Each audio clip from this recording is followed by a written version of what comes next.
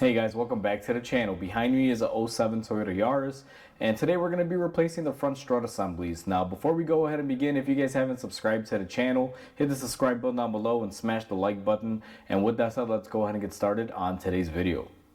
So once you get your car in the air and support it how you'd like, go ahead and take off the front wheels. Now we are going to be focusing on the passenger side, but the driver's side is going to be identically the same, just in reverse order. Where I like to begin is there is a 14mm bolt that holds our ABS speed sensor wire and our brake hose into place. What I'm going to do is go ahead and put my impact on there and go ahead and zip off the bolt. Now this one actually came off pretty easily. I believe it was a little bit loose. I suspect someone has been in here before because most of this stuff has been touched. Now that we have that out of the way, what we are going to be doing is just unhook your little brake ABS line holder here and your brake hose. Just go ahead and disconnect those two from there, get them loosened up and out of the way. Now the next thing that I like to do, and I have to focus you guys in a little bit on this one, is we have to remove our stabilizer link because obviously it's going to be bolted up to it. So what I like to do in this scenario, now these links are fairly new. We installed them not too long ago. I like grabbing my little universal, I guess you can call this a Nipex. It's basically a flat like wrench. You can adjust it on the fly. Now on this stabilizer link, you typically have some flat spots where you're able to grab it like I'm going to be able to do.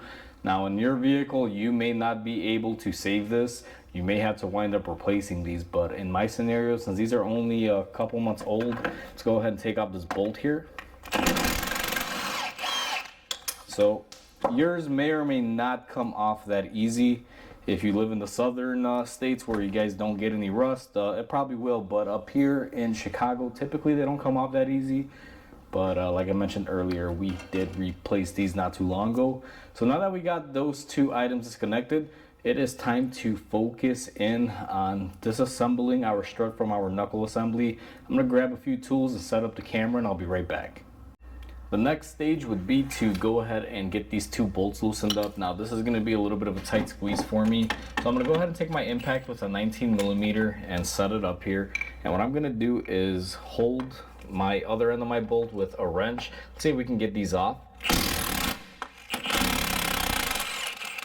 Now you may find that they may fight you a little bit, and that's okay. It's kind of normal for these to be on there kind of hard, but if you see it's gonna strip or break, you may want to be careful, maybe oil them.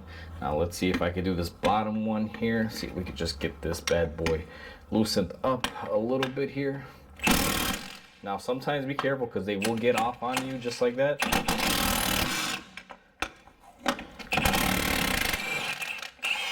But we are able to get both of them off, and I've worked on this car before, so I know things like this are kind of you know, ready to go. They will loosen up on me.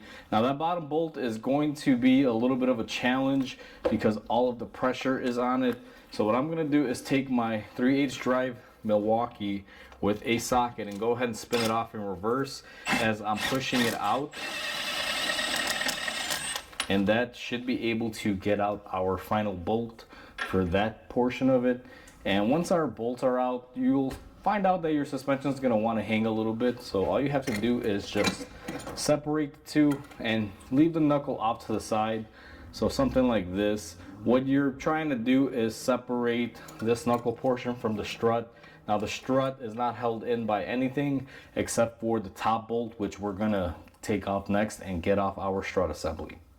So now I have you guys up top. We are looking at our strut tower. Now this Toyota Yaris has this little cowl on top here. Technically you're supposed to remove this, and then there's a bottom bracket here you're supposed to remove to get access to it. However, we are not going to do that because I have a shortcut to get around it. What I like to do is take my pocket knife and go ahead and come in here and pop off this cap. It's just a little rubber cap that goes on top of our strut bolt. As you guys can see, it just gets pressured on there. We're gonna go ahead and take that, remove it out of the way. And in here, it's gonna be a little difficult for everyone to see, but you will notice that we have a bolt and we have the stud for the shaft of the actual strut assembly. And what we're going to be doing is loosening that bolt to get off our strut. Now most struts will typically have bolts here to hold it into place. However, Toyota kind of switched that up on us here. It's a single nut design. Basically this plate gets wedged between the body and the new strut and then gets bolted in, and that's how it's held into place on these. It can be quite challenging because, like I said, they expect you to do a lot of work, but we have a solution for this. We're not going to tear apart the whole cowl. If I could get my camera situated here, I'm going to show you the tools that we're going to be using. So what I like to use is a 19mm gear wrench vortex wrench. Now the vortexes are pretty unique, and I'll show you guys why. Because as you see, they are a pass-through, so it allows you to get into tight places because it's about half the size, but also it allows the stud to pass through here. Now the reason why it's crucial that we have this opening is because we have to hold that stud with this Allen tool here. We have angle Allen. These are a 6mm. If you've never replaced them before, they're original, so depending on which ones you have, it may slightly differ, but in our case, that's what we're using. And what I'm gonna do is go ahead and put my tool in there, and I apologize because this is going to be very difficult. And I'm gonna come off here to the side. I'm gonna try to put my Allen in there. Now, it's not as easy as this one sometimes. You may have to work it a little bit, but what I'm gonna do, and I apologize ahead of time because I know you guys aren't going to be able to see much of this, but I'm going to try to spin this so I can grab this Allen head on the shank. So come on, it's not as easy, but once you find it, it should be able to work out pretty good. Now, I'm going to try to spin this off, and for something that should be pretty tight, this is actually pretty loose. I am actually very surprised by this, so let me see if I can get this in there. Oh, there you go, we're able to catch it. Now you may get lucky. Mine, I don't even think I had to hold it in there. I do think someone has replaced these before, and what they've done is they didn't really tighten these, they just kind of hand tying them a little bit. Now they don't take a lot of torque, but at the same time you want to make sure you don't have any movement in it. But you can see if you don't have that Allen in there, see how it just moves? So you got to hold the stud. So either way, you got to hold it somehow. Now it's going to take a couple turns. I'm going to go ahead and use this technique until I fully remove that bolt, and I'll bring you guys back in. So I believe I have loosened my nut in there pretty good. So we're going to go ahead and take our Allen key out. We're going to take off our vortex gear wrench. And this should be enough to where if I come here to the side, and unfortunately I know I'm going to be blocking the camera here, I'm going to spin the rest of the nut off with my fingers. And let's go ahead and get that off. So we're in ahead and I got it all the way off, and we should be able to get our plate off just like that. So the plate that I was referring to, and I'll show you, it looks like this, gets wedged between the bodies, it is rubberized, and then this is our bolt that is held into place. Now I'm going to go ahead and grab my strut out of here, just get it out of the way of the car. And if you guys look at the top hat design of this thing, now I have to move my camera because clearly it's going to be difficult for you to see, but right there in the center, if you look, you have the Allen cutout, and the way this is all in place is like this, and that is basically how it gets hung inside of the car. Very unique way. Not a lot of manufacturers do this. It can be a little tedious if you don't have room, but overall it's not horrible. So now it's time for reassembly. I have my new strut here. It's a fully assembled strut, a quick strut if you call it that. And inside the bag here we have the new hardware for the top hat and a new bolt. Always get new hardware if it comes with it, and always use it because these do have locks on them.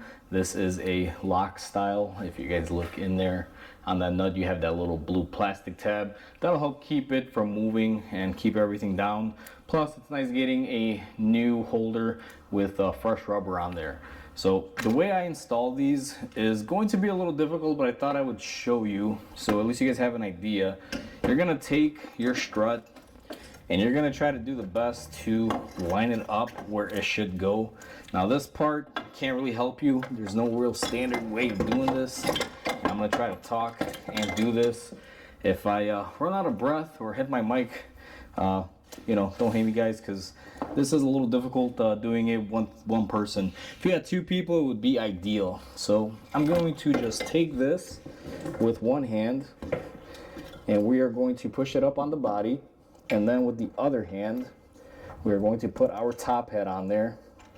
And you guys can probably hear it in my voice, I'm struggling a little bit here because this is a little heavy, but it's not as bad as some other ones. And what I'm going to do is start threading in my nut and holder, and just like that, pretty quickly I was able to get it installed. So now what I got to do is tighten up the top hat. So now that we have our strut on there and we pretty much got our bolt finger tight, I'm going to use the same method with the gear wrench and the Allen key to go ahead and tighten it. And what I'm going to do is set these back in there, and it's going to take me a little bit to try to find the center of the Allen like it always does. This part of it kind of sucks, but right there we were able to grip it. And all I'm going to do is just go ahead and tighten this up. Now this is going to be a little bit tedious because there's quite a few threads on there. You're not going to be able to get this torqued on there, let's say to spec, but just do your best as tight as you can, or good and tight as far as torquing procedures go, because you know, unless you remove the whole cowl and spend a couple hours doing that, you're not really going to get in here that great with any other tools. And even so, if you don't have this specific combo like I have, I doubt you're going to be able to do this job. So that's why we're using this. It's kind of like a cheater method in a way, but it works because you don't have to rip apart the whole cowl like we mentioned earlier. So mine's starting to get tight, and instead of recording me tightening this, I'm just gonna, you know, bring you guys back in here in a second. So we went ahead and we got it all tightened up. I got my tools out of there. Don't forget to take your little cover and make sure you go ahead and push it onto the threads and cap it off just like you should. Now that we have the top part done, we're gonna go ahead and do the bottom. With everything up top nice and tight, what we're gonna do is go ahead and install our knuckle back into our strut. Now, if you didn't line this up, and I should mention, try to line it up as perfect as you can. However, if you don't, you should be able to just go ahead and spin it by hand, grab it from the spring like I did, and you should be able to maneuver it. And what I like to do is go ahead and put my knuckle into my new strut and lift up on it, and I like to install my hardware the way I took it off. Now pay attention as to how you take these bolts off. I know sometimes it doesn't matter, maybe it's just something that you know, I've gotten used to throughout the years, but I always make sure I pay attention to which side the nuts came out versus the actual bolt. So that's how I always got used to doing it. And we're going to go ahead and put the nuts on here and get this ready. And once you get those on there, the next thing that I'm going to do, just because I'm down here, we're going to take our stabilizer link. And right now I'm just getting everything set up here. If you get easily flustered, maybe do this step by step, but I'm kind of used to these suspensions, and I know what I took off, so I know what to tighten. So what I'm going to do is go ahead and get that nut started off on that as well.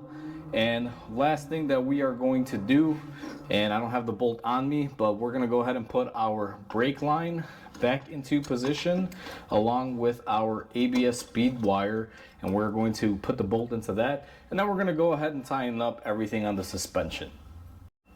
Now that we went around and we got everything tightened up, make sure nothing is loose. You can go ahead and put the wheel on, tighten up your wheel, and go ahead and drive. Now the other side, which is the driver's side, is going to be the same exact process, just replicated in reverse. And obviously if you're replacing one side, the best way to do these is in set. So if you're doing this to the passenger side, it's a good idea to replace the strut assembly on the driver's side as well, simply because if you don't, there could be an imbalance, and that'll cause a bad driving experience and possibly cause issues down the road. So it's always safe to replace both at a time. So with that said, that's how you replace front struts on a Toyota Yaris, guys. Hopefully you guys enjoyed. So we are all said and done. That's how you do struts on the Toyota Yaris. Now the hardest part of this job is up top, that little bolt up there. If you don't have those tools like I do to get in there and sneak in there and get it done, it may prove a little bit difficult, but otherwise it's pretty simple. As you saw down here, it's not too horrible. So that's how you do it. Hopefully everybody enjoyed this video. Please comment, like, and subscribe, because it definitely helps the channel grow. Hope everyone has a great day, and I'll catch you on the next video.